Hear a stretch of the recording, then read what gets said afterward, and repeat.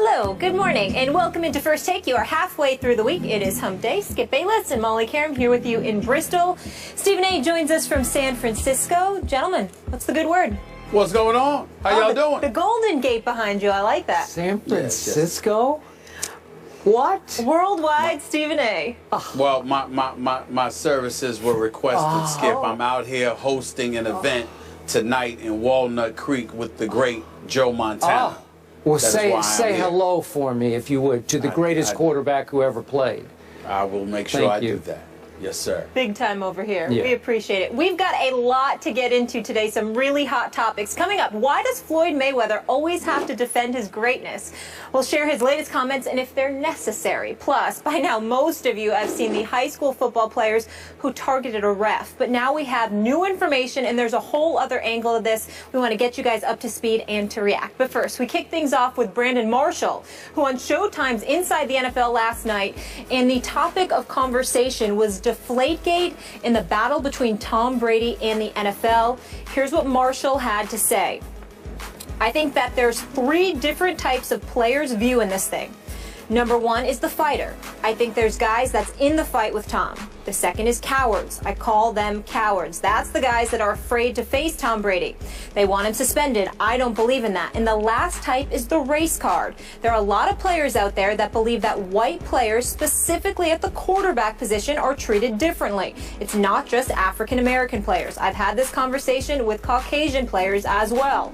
The most important part of this whole discussion is for the process for the players. They just want the process to be fair and right. They just want to get it right. Marshall never holds back. Stephen A., what's your reaction to those comments?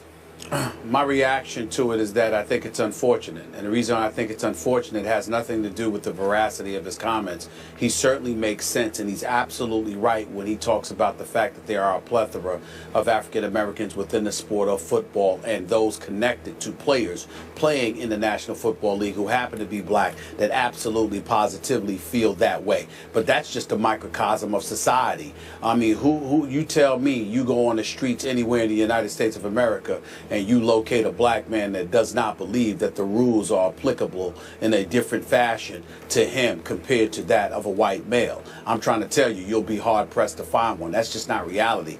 Everyone recognizes in the United States of America, particularly when it comes to white male, that there's a different standard upon which they're held. So when you look at it from the perspective of what what Brandon Marshall is saying from a macro perspective, he's absolutely right. But Skip Bayless, the reason why I would label it unfortunate is because at the end of the day, if you're working there for Showtime, if you are a football player within the National Football League and you happen to be black and you use the Tom Brady analogy to bring up racial disparity, it simply doesn't hold water. And these are the kind of things that hurt us in terms of addressing the issue of inequitable treatment because it simply makes no sense and it doesn't hold water. When you look at Tom Brady, you're talking about an individual that is being pursued by Roger Goodell in terms of a suspension because of deflated footballs. Well, guess what? When you think about the black males that have gotten in trouble with Roger Goodell, domestic violence, domestic, assault, weed all the time, smoking weed, getting suspended for those transgressions, what have you.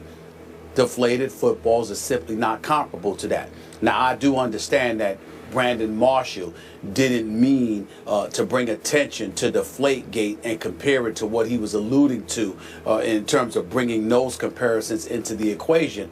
But the fact of the matter is, if you're somebody not just outside of the black community, but inside the black community, when you hear his statements, ultimately you're going to compare Tom Brady and the issue of deflated footballs to some of the transgressions some of these black players have found themselves in. And there is simply no comparison.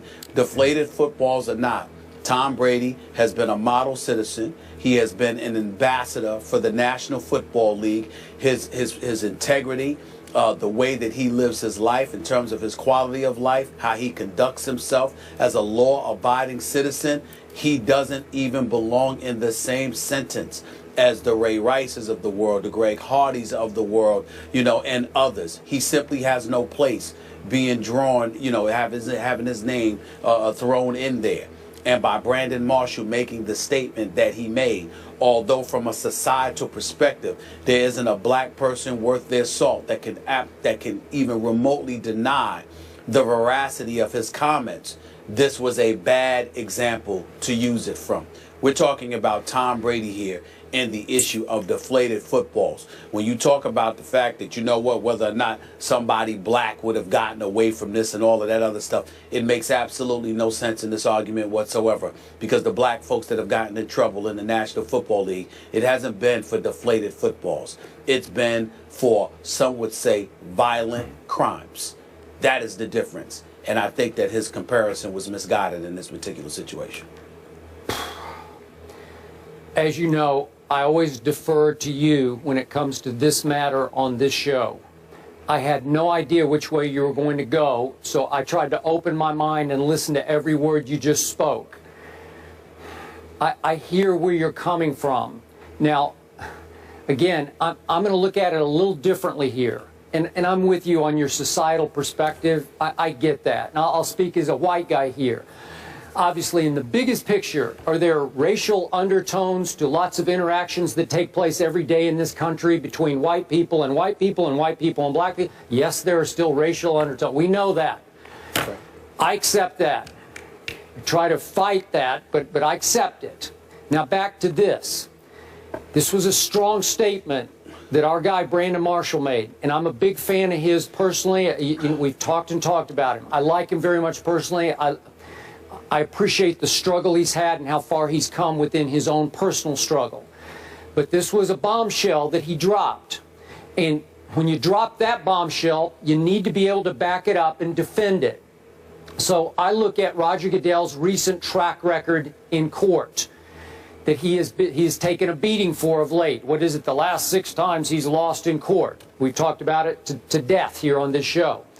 So some of those cases have involved Ray Rice and Adrian Peterson and Greg Hardy, and Jonathan Vilma was sort of the lead figure in the Bountygate case that got overturned by Tagliabue. Well, none of those guys were white, obviously, and they got in the end, they all got a fair shake. So, so I'm just going to throw out just an example here. I'm going to go to another star quarterback, a guy who probably should have won the last 2 Super Bowls, named Russell Wilson. If Russell Wilson had been thrust into exactly the same situation Tom Brady just got out of, so far so good, Russell Wilson obviously is an upstanding citizen. He's got a clean track record within the NFL and legally. I got to tell you, Stephen A., I think he would have gotten the same fair shake from Judge Berman that Tom Brady got. I could be wrong about that, but I hope I'm not.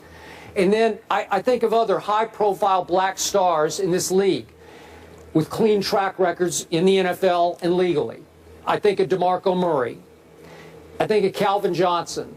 I think of my guy, Darrelle Revis. I have high regard for these men who are role models and upstanding citizens, and if they got thrust into the similar situation Brady was in court, could they have prevailed also? Would they have gotten the same fair shake?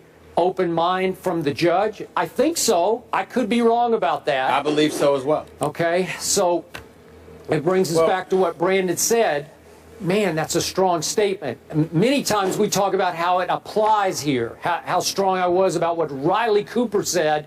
He should have been cut the next day for what he... That's a whole different situation than the one that's operating here. Well, allow me to interject. First of all, if I wasn't clear, I apologize, because I agree with every single word that you just said. We have no disagreement. As a matter of fact, that's the point that I ultimately was trying to elocute. The fact is that Roger Goodell has gone after white players. He's gone after black players. When he suspended Sean Payton for the year as the head coach for the New Orleans Saints, last time I checked, he wasn't black. When he suspended Greg Williams indefinitely, the defensive coordinator in Bountygate, last time I checked, he was not black. When you see them sitting there going after the New England Patriots, Robert Kraft, his friend, Bill Belichick, the confiscation of a 1st and 4th round pick, those are not black individuals that represent the the face of the New England Patriots franchise, and certainly has he been in tireless pursuit of Tom Brady. Tom Brady doesn't happen to be black as well. And so the point that needs to be made here is, while we appreciate the level of sensitivity Brandon Marshall continuously strives to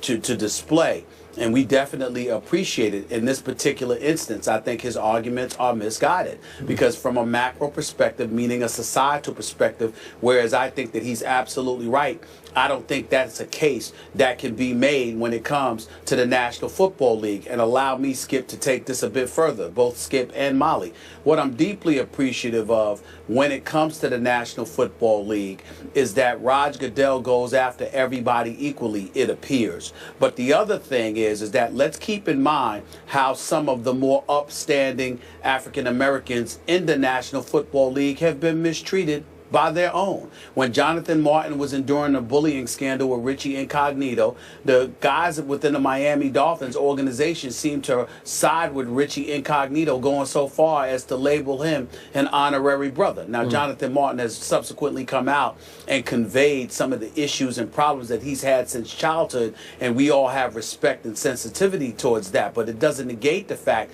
that some of his quote-unquote own turned against him. When you look at it from that perspective, that's a problem. What about Russell Wilson and people in Seattle allegedly claiming he wasn't black enough? Well, who the hell gets to make that call? He's an upstanding citizen. He's an upstanding young man. He seems to be a pretty cool brother to me. He's a high-end producer. He's guided them to 2 straight Super Bowl appearances and 1 Super Bowl title. But people will find excuses to find things wrong with him. Those were not white people. Those were black people. Yeah. And so when we look at it from that perspective, we have an obligation, at least I feel I have an obligation, to highlight the fact that far often than not, you know, the few guys that have acted up, they're not representative of the vast majority of black men, not only in the National Football League, not only in professional sports, but in our society, who actually know how to act like they have some damn sense, who actually do behave themselves and conduct themselves like civilized, model citizens. And a lot of these black professional athletes are incredible, incredible role models. The few that act up stain us as a community and give the impression that the problems are far more insidious than they may actually be. So Brandon Marshall saying what he said, again, he picked the wrong case to make that argument, because all it has done is highlight the discrepancy between Tom Brady and the black dudes that ended up acting up. Yeah. He picked the wrong argument. He picked the wrong guy. He picked the wrong day to do this. He's wrong on this. But what did give me pause, Stephen A., is that Brandon referred to conversations he's had in his own locker room and with several players around the National Football League. What the problem here is, I don't know if he's talking about 5 players or 50 players. Doesn't matter. Yeah.